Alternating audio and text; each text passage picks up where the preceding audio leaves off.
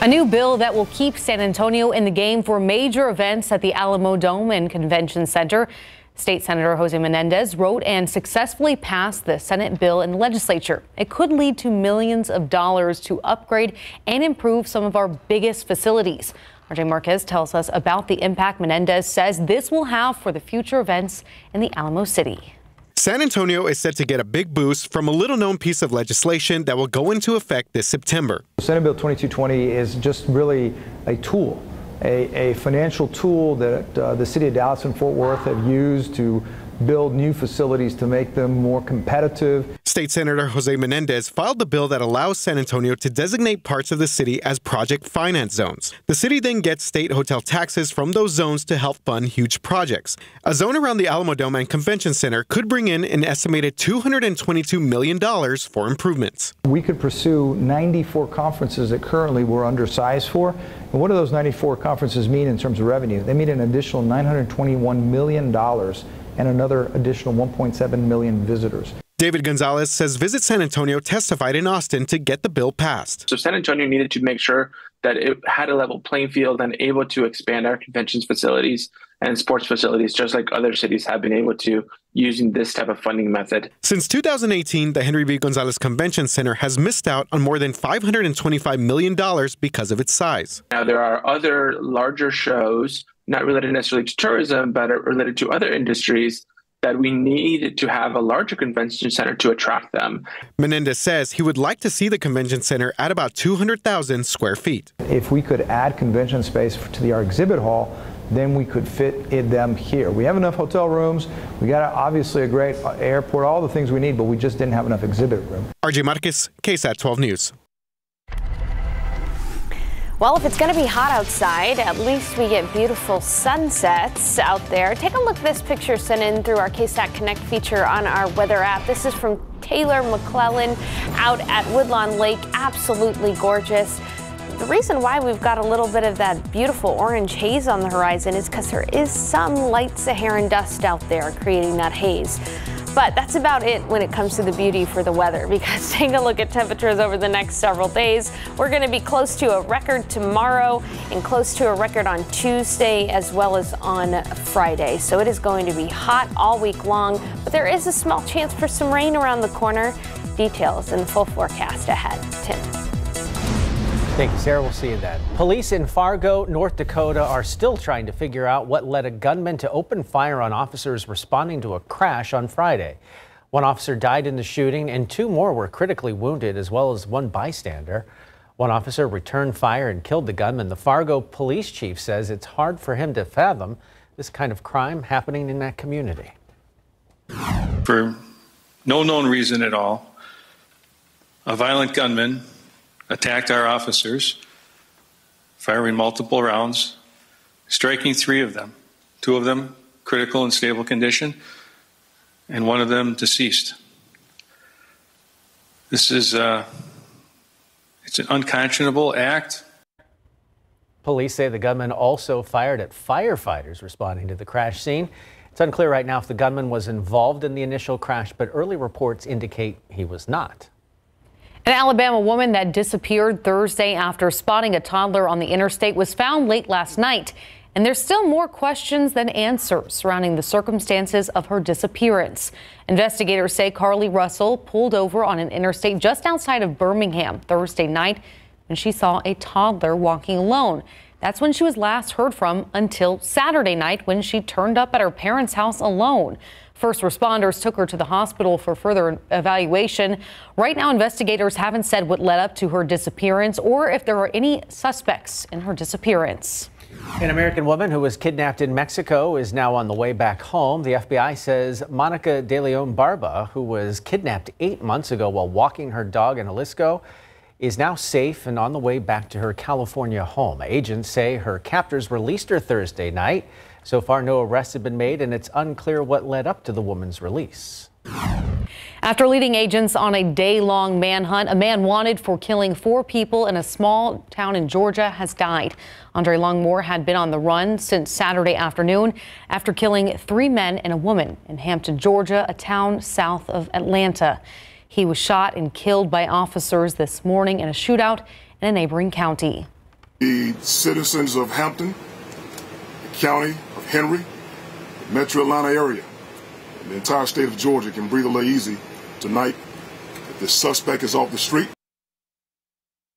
2 law enforcement officers were hurt in the manhunt, and they're expected to fully recover. While investigators have not yet determined a motive for the shooting, they say Longmore lived in the neighborhood and in one of the victim's vehicles after the shooting. The Food and Drug Administration's new draft guidance details clinical trials involving psychedelic drugs. Researchers are exploring the use of those drugs to treat conditions like psychiatric substance abuse disorders. The FDA says the treatments right now are showing some initial promise. But those trials still need to consider the unique characteristics of the drugs. The new guidance outlines how to collect data and conduct trials involving psychedelics, and highlights the potential risk that comes with experimenting on such drugs. The YMCA in New Braunfels is no more. The closure of the facility at the Resolute Hospital leaves the community with one less option for recreation and exercise. The night team's John Paul Barajas spoke to management this week and local residents about the decision to close the doors. I had no idea it was the last day, so I'm very disappointed. Sad about them leaving. I want to say, come back, stay here. So stay with New Braunfels. A community convenience now closing up shop. Friday marks the end of operations for the New Braunfels Family YMCA. This is the perfect location to work out from this area, and the only facility really on this side of town. The most comparable facility is probably Dots Rec, but with New Braunfels traffic and everything, it's gotten to be a much longer trip, so it's probably about 20-25 minutes over there. The YMCA's closure means more than just a nearly hour round-trip commute to a gym. It limits the number of places for aquatic exercise and rehab. And I really have to be in water to do my exercises because I have bone-on-bone knees for 15 years. Because I spend an hour and a half walking in the water. I can't walk on land for 5 minutes. Members we spoke to say the nearest facility with a pool is already crowded, and they worry this closure will only add to it. Veronica Wong Rizzo with the YMCA says studies showed the facility's operations were not sustainable. The lack of the facility that we were in didn't quite lend itself to continue to expand our programs to attract, what the Y is known for, families, children, and youth. Wong Rizzo adds the YMCA will still offer a summer day camp at a local church and after-school programs at area schools this fall, but it will do so without its own physical space. I'd like to see the Y come back bigger and stronger for, families, like they say. John Paul Barajas, KSAT 12 News. Still to come on the Nightbeat, wicked weather strikes across America, everything we know about severe storms and heat stretching from coast to coast.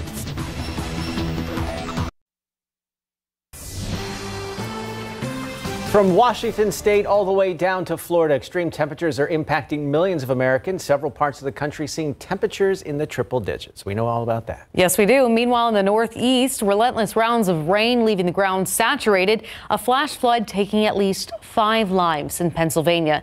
ABC's Samora Theodore details the damage.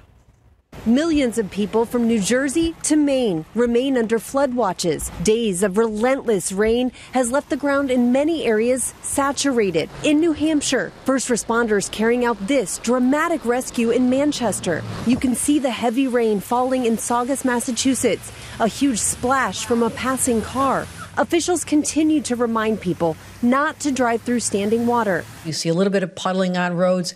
That could actually turn very quickly into a dangerous situation. In Bucks County, Pennsylvania, nearly 5 inches of rain fell in just 90 minutes on Saturday, unleashing a violent flash flood. Tragedy unfolding when a family was swept away in their car. As they tried to escape the fierce floodwaters, Dad took his 4-year-old son, while the mother and the grandmother grabbed the 2 additional children, ages 9 months and 2 years. Miraculously, Dad and his son were able to get safely. However, the grandmother, the mother, and the 2 children were swept away by the floodwaters. Nick Premola says he was on his way home when he saw several empty cars on this stretch of road. And I saw a car that was totally upside down, and I realized I was in the middle of a whole scene. And so it was kind of hit you right there, the seriousness of it. Meanwhile, more than 80 million Americans from Washington state to Florida remain under heat alerts. Phoenix, Arizona seeing temperatures over 110 degrees for more than 2 weeks. El Paso, Texas now has seen more than 30 consecutive days of temperatures above 100 degrees. And those triple-digit highs could last for another week. Rhiannon Alley, ABC News, New York.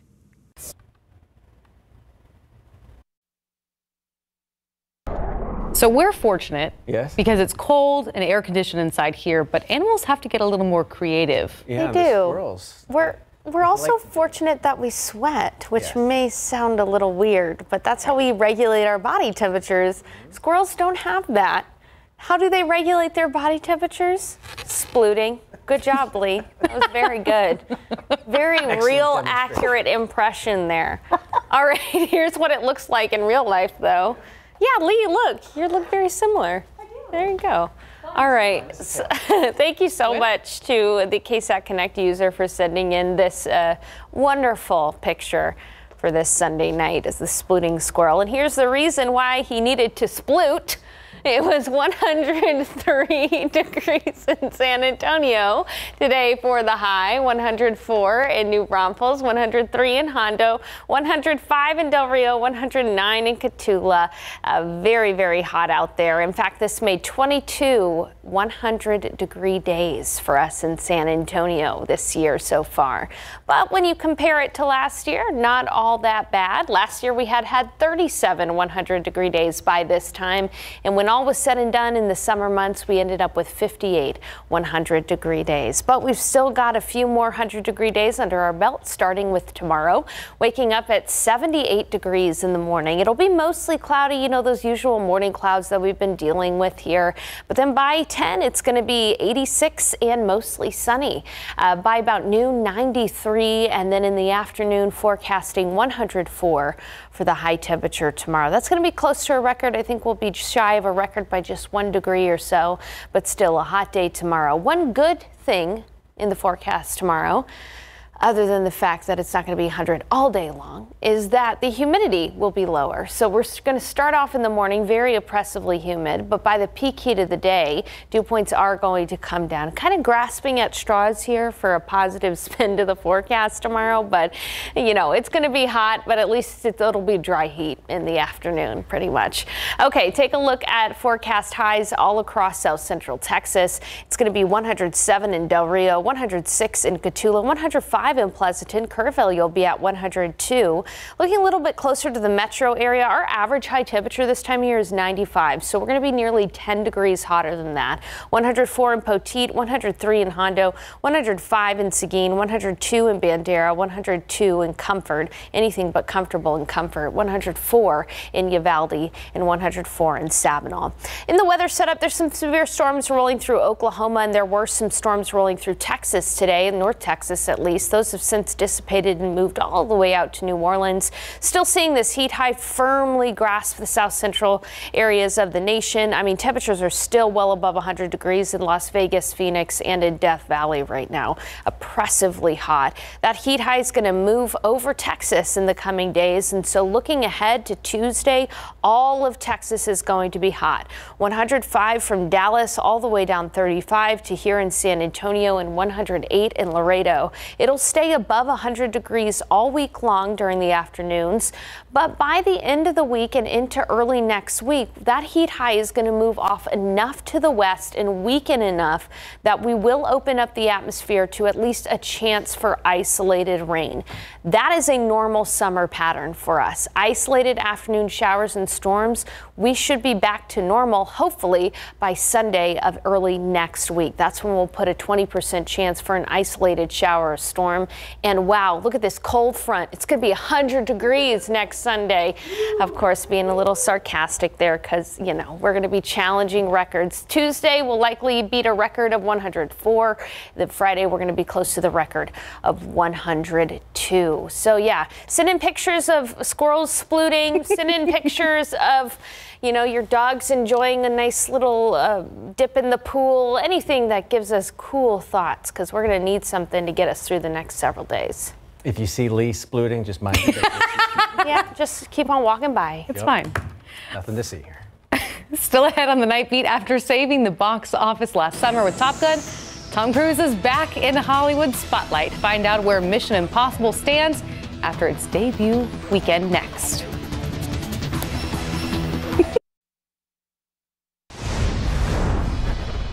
How you doing?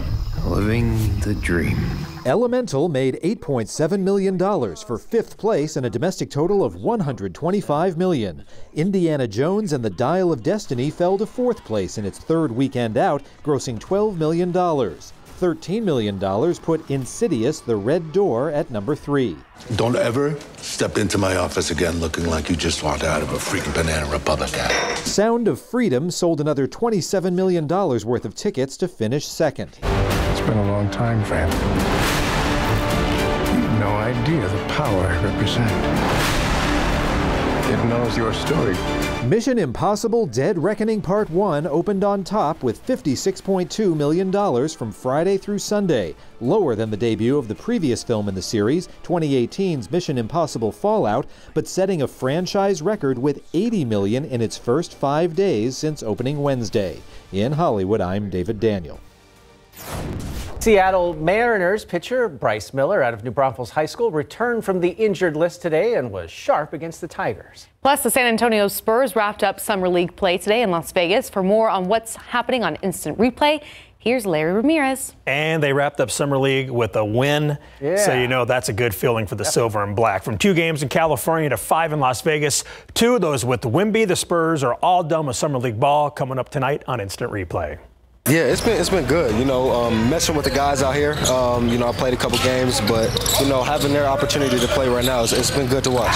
Malachi Branham and a handful of other Spurs regulars did not play in their Las Vegas summer finale today against the OKC Thunder, allowing some other guys to get some more playing time. And C.D. Sissoko was one heck of a passer. Spurs highlights are coming up. Yeah, we've enjoyed it. What's different for us is the heat, obviously. It feels like when you come out of an air-conditioned hotel or vehicle and you step out into what feels like an oven. It's different for our footballers. We don't have weather like this in England. Sunderland AFC fought off the South Texas Heat to open their U.S. exhibition tour with a win against San Antonio FC, and a huge crowd showed up to witness it, including a lot of Sunderland supporters. All right, the Joker smashed his racket in the men's final at Wimbledon, plus who stood out this summer for the Spurs. That's our Instant Replay poll question tonight. That and much, much more coming up right after the Night Beat. The racket did not look very good after that. It did not. Thanks, Larry. We'll be right back.